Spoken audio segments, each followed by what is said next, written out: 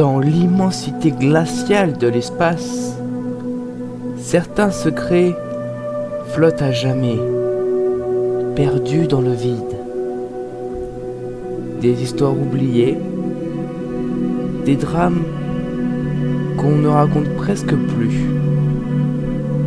Aujourd'hui, je vais te parler d'un vaisseau revenu seul, un vaisseau fantôme, celui de Soyouz 11. Aujourd'hui, pour accompagner cette histoire, je t'emmène à bord d'un vol en A320. Départ de Moscou, direction Baïkonour, le berceau des missions Soyouz. Un voyage entre ciel et mémoire. Nous sommes en juin 1971. L'Union soviétique veut prouver au monde sa suprématie spatiale. La station Salyut 1, la toute première station spatiale de l'histoire, vient d'être lancée. Un laboratoire flottant à plus de 200 km au-dessus de la Terre. À son bord, la mission Soyouz 11. 3 hommes, Georgi Drobopolsky, Viktor Patseyev et Vladislav Volkov.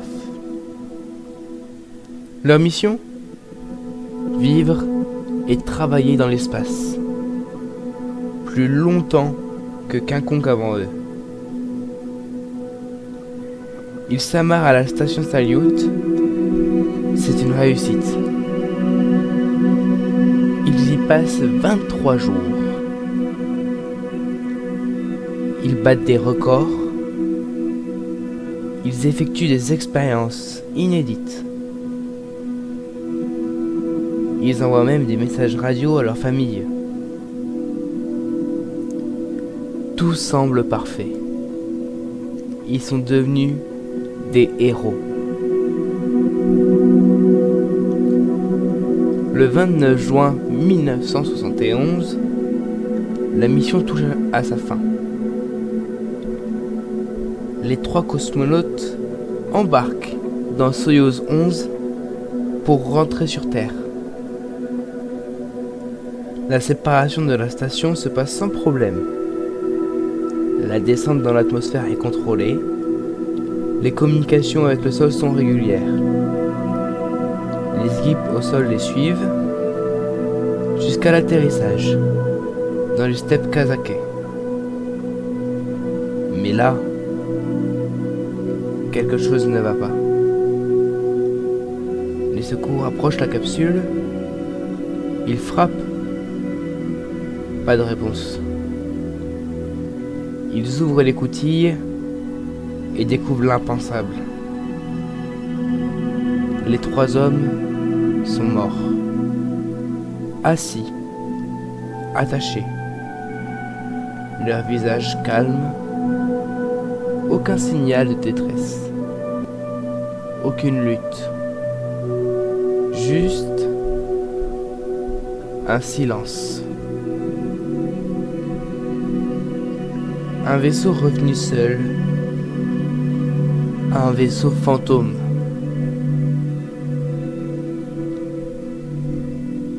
Les ingénieurs découvrent vite une anomalie. Une valve de ventilation s'est ouverte accidentellement pendant la séparation des modules.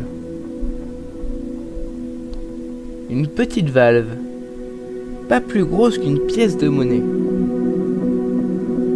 En quelques secondes, l'air a été aspiré. La capsule s'est dépressurisée brutalement. Dans l'espace, le sang bouillonne. Les poumons se vident. L'homme perd connaissance en moins de 15 secondes. Les cosmonautes n'avaient pas de combinaison pressurisée. À l'époque, On pensait qu'elle n'était pas nécessaire à cette étape de vol. Une erreur fatale. Les experts estiment qu'ils ont tenté de réagir. Peut-être ont-ils cherché la valve. Peut-être ont-ils essayé de la refermer. Mais c'était déjà trop tard. La mort a été presque instantanée.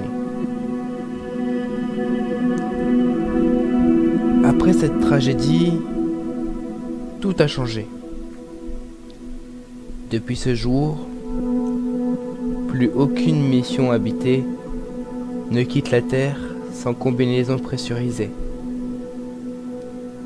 Les ingénieurs soviétiques ont ajouté des systèmes de sécurité pour éviter qu'une valve puisse s'ouvrir accidentellement.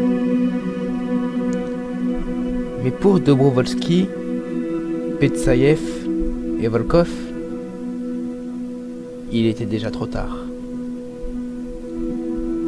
Leur sacrifice a sauvé des vies.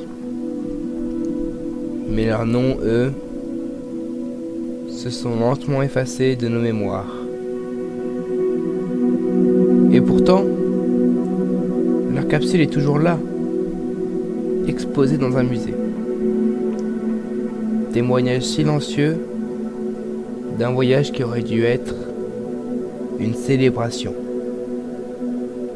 mais qui est malheureusement devenu une tombe volante.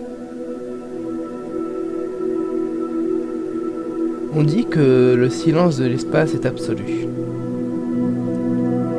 Mais parfois, il semble résonner encore de ces histoires oubliées. Des vaisseaux fantômes, des âmes perdues entre les étoiles.